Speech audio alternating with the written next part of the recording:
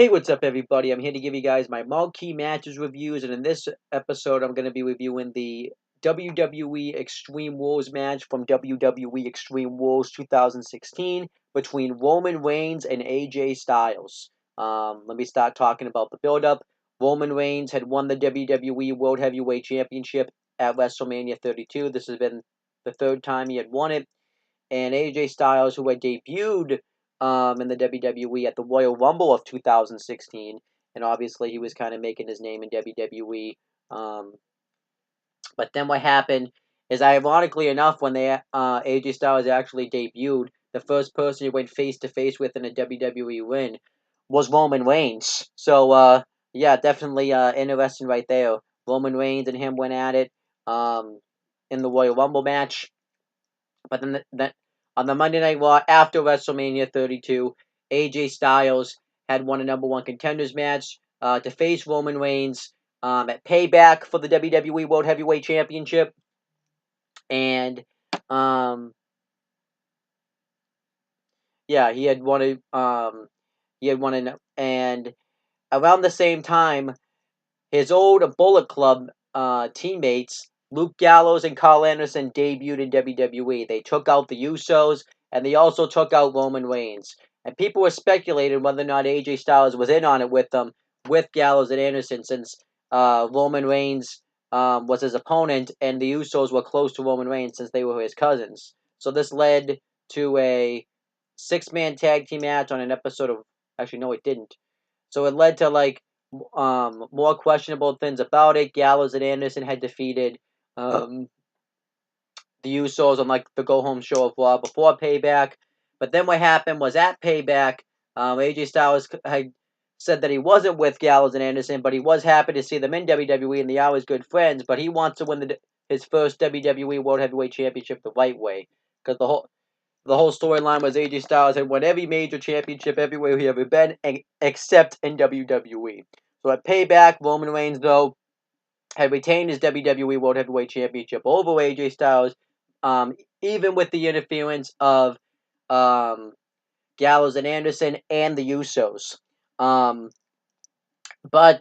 the McMahons wanted a rematch. They wanted a rematch at Extreme Rules in an Extreme Rules match.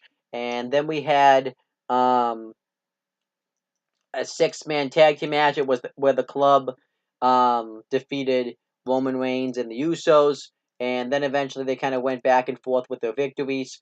And Roman Reigns had taken out AJ Styles, and then AJ Styles finally took the bullet. He finally did things the extreme way by taking out Roman Reigns on the go-home edition of Extreme Rules.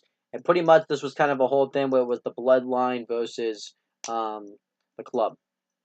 So that's really kind of the whole storyline right there. And so that we're at this match, and this was a great match. The match starts off with Roman Reigns and AJ Styles going at it with each other. Roman Reigns would try to power AJ Styles in the corner. AJ Styles would try to stay away from Roman Reigns. And then eventually it led to a brawl on the outside.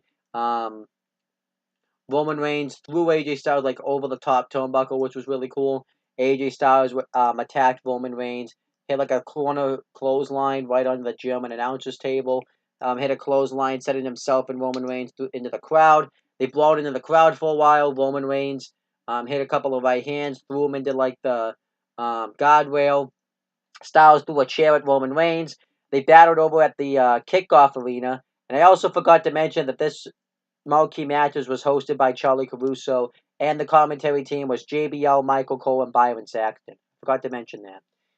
But yeah, they battled over to the kickoff arena. Styles bounced him right off like the kickoff table, and Roman Reigns threw AJ Styles right onto the kickoff panel table. But then Styles hit a phenomenal form off the kickoff table after hitting an enziguri. They battled over to the arena. Styles exposed the timekeeper's barricade and threw Reigns into it. Then he exposed the floor and went for a Styles clash on the floor, but Roman Reigns counted into a few right hands and hit a power bomb onto... Actually, no. Went for a power bomb on AJ Styles through the German announce table, but Styles fought out of it with right hands, and Styles went for the Styles clash. Roman Reigns fought out of that, and Styles went to run across the announcer's table, but Reigns counted into a backdrop through the table, and um, then eventually Roman Reigns put him back, and it was through the English announce table. Roman Reigns put him back, Styles back in the ring, covered him, Styles kicked out, and then Roman Reigns hit a wicked sit out Razor's Edge right onto AJ Styles. Styles kicked out. He went for the Superman punch. Styles chop blocked his knee, and he went after the injured knee of Roman Reigns. He had ended up hitting a running knee right off the apron. He went for it a second time, but Roman Reigns countered into like a powerbomb position and swung Styles right into the post and then right into the barricade, and then hit another powerbomb through the Spanish announcers table, and pretty much Styles was just dead at that point, and Roman Reigns, AJ Styles, Roman Reigns went for a spear on the AJ Styles to the barricade. Styles moved out of the way, and Reigns drove himself through the barricade, and then AJ Styles went for the phenomenal forearm. Reigns hit a Superman punch in midair, and then he hit a spear off the steps on AJ Styles on the outside. He went to put him in the ring for a cover, but Gallows and Anderson ran out, attacked Roman Reigns, hit a boot of doom on Roman Reigns, put Styles on him for a cover. Roman Reigns kicked out, and then Gallows and Anderson brought a chair into the ring and were going to end Roman Reigns. But then the Usos ran out and hit a and now earlier in the night, the Usos and Gallows and Anderson had a tornado tag team match where Gallows and Anderson were victorious over the Usos, but the Usos hit super kicks on Gallows, Anderson, and then AJ Styles, and then they hit a an Uso splash right onto AJ Styles. Roman Reigns went for the cover. AJ Styles ended up kicking out, and then Gallows and Anderson attacked the Usos. Gallows threw one of them into the barricade, and Anderson threw the other one into the steel steps. And then Roman Reigns hit a Superman punch on Anderson, one on Gallows, and then he went for one onto AJ Styles. AJ Styles countered it, hit a Styles Clash on him, and covered up. Roman Reigns kicked out. He went for it a second time onto a steel chair. Roman Reigns was able to fight out of it, but then eventually Styles hit the Styles Clash on the chair. But one of the Usos ran into the ring and prevented Styles from winning, but Styles was able to fight him off. And then Reigns, because of this distraction, Reigns was able to mount just enough energy to kick out of Styles' pinfall. And then, forgot to mention, Reigns hit a backdrop onto Styles on the chair. And then AJ Styles just went berserk. He ended up taking everybody out with the steel chair, the entire bloodline, and just beat the crap out of them. And then AJ Styles went for the phenomenal forearm, but Roman Reigns countered into a spear in midair, and Roman Reigns ended up winning and retaining the WWE World Heavyweight Championship, which I was kind of pissed because Styles had to do all that shit. He hit 2 Styles classes, one on a steel chair, hit it with a steel chair a bunch of times, a phenomenal forearm off the kickoff panel, and it took Roman Reigns 1 spear pretty much to beat AJ Styles. Yes, he had hit one on the outside, but still, I thought that was a kind of... I thought AJ Styles should have looked a little bit stronger, but whatever. Roman Reigns retained his WWE World Heavyweight Championship, and afterwards Roman Reigns is celebrating, and who comes out? None other than Seth Rollins. Seth Rollins comes out, and Seth Rollins, too, had been out due to an injury. He was the previous WWE World Heavyweight Champion in November of 2015, and he ended up getting injured and having to relinquish the WWE World Heavyweight Championship, and then obviously Roman Reigns won it in the tournament at Survivor Series 2015, but then obviously won and lost it, and had been champion at WrestleMania 32. So Seth Rollins hit Roman Reigns with a pedigree, and pretty much that was a message to tell Roman Reigns that he wanted to take back his WWE World Heavyweight Championship. And I thought that was a really cool surprise. Nobody expected Seth Rollins to be there, and it was an awesome surprise. And then that was the match. The match itself gets 4 stars. It's a great match. I definitely enjoyed it. The only thing is that you knew AJ Styles wasn't going to beat Roman Reigns for the WWE World Heavyweight Championship, and he was just kind of a filler opponent, probably until Seth Rollins was going to make his return. But I still enjoyed the match. And it didn't really help AJ Styles because he had lost 3 pay-per-view matches. He had lost at WrestleMania in his first Mania match, and then he lost at Payback to Roman Reigns, and then at Extreme Rules. So it was weird. But the aftermath is pretty great for this. It's real. I'll start with the commentators. JBL is now a part-time commentator, pretty much. Michael Cole is the play-by-play commentator on Monday Night Raw. Byron Saxon's the face commentator on SmackDown. Roman Reigns went on to have a feud with Seth Rollins over the WWE World Heavyweight Championship. Seth Rollins beat him at Money in the Bank. Winning his second WWE World Heavyweight Championship. But then we got the Shield triple threat because right afterwards, Dean Ambrose cashed in his Money in the Bank briefcase and beat Seth Rollins for the WWE World Heavyweight Championship. And then they had the brand split. Dean Ambrose ended up retaining the WWE World Heavyweight Championship at Battleground, beating Seth Rollins and Roman Reigns. And obviously that since Ambrose was on SmackDown, the WWE title was on SmackDown. So Roman Reigns and Seth Rollins were on Raw. Seth Rollins went on to be a part of the first ever WWE World Universal Championship match and lost. Ironically enough, Seth Rollins still wasn't a heel, though. Seth Rollins, though, shortly turned babyface when Triple H came out and cost him the WWE World Heavyweight Championship. And he went on to... the WWE Universal Championship. And he went on to feud with Kevin Owens and Chris Jericho for the championships. And then eventually he beat Triple H at WrestleMania.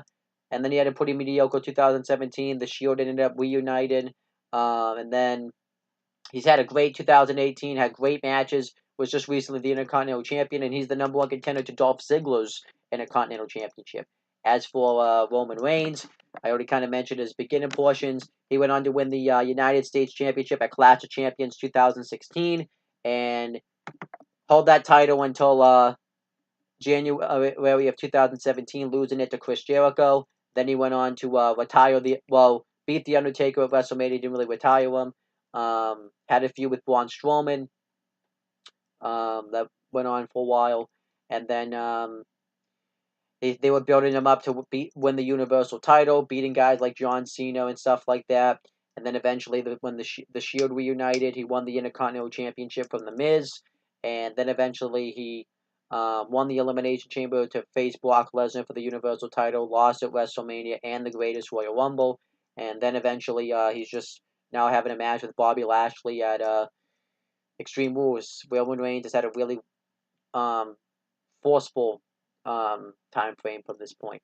AJ Styles, though, definitely benefited from this match. He ended up turning heel with the club and they started the whole beat up John Cena thing. AJ Styles beat John Cena at Money in the Bank, and then at SummerSlam, clean as a whistle, he went on to pretty much be the face of SmackDown. He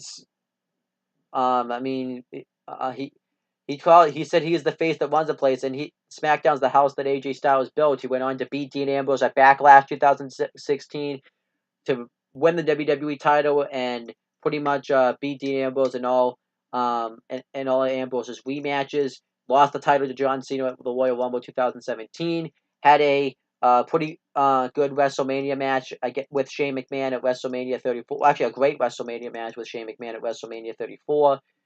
Feuded with Kevin Owens for the U.S. title, won on a couple occasions, and then eventually just beat Jinder Mahal for the WWE title, and he's held it ever since. He's beaten opponents like Kevin Owens and Sami Zayn. Retained it in the six-pack challenge over Baron Corbin, Dolph Ziggler, John Cena, Kevin Owens, and Sami Zayn. Had some retained it in some either great or mediocre matches against Shinsuke Nakamura. Won at WrestleMania 34, then at the Greatest Royal Rumble, then at Backlash, then at Money in the Bank, and now he's facing Rusev and defending his WWE title against him. And then as for the Usos shortly afterwards, after the brand split, ended up turning heel and probably had the best run they've ever had in their WWE career when they beat American Alpha for the SmackDown Tag Team titles, and then they had those great matches with the New Day for the SmackDown Tag Team titles. So yeah, right now they're not really doing anything, so I'm kind of disappointed about that. Then Gallows and Anderson pretty much have just become nothing on the main roster. They did beat the Bar, yes, for the Raw Tag Team titles, but they've done nothing. And yeah, they had like a short stint where they reunited with Prince Nevitt as the club, but then they've just done nothing. They've done nothing with the Gallows and Anderson, which is really disappointing. So it is what it is. And then I think that's everybody that's here. So overall, the people that benefited from this matchup, I would say, would be AJ Styles, Roman Reigns, and Seth Rollins.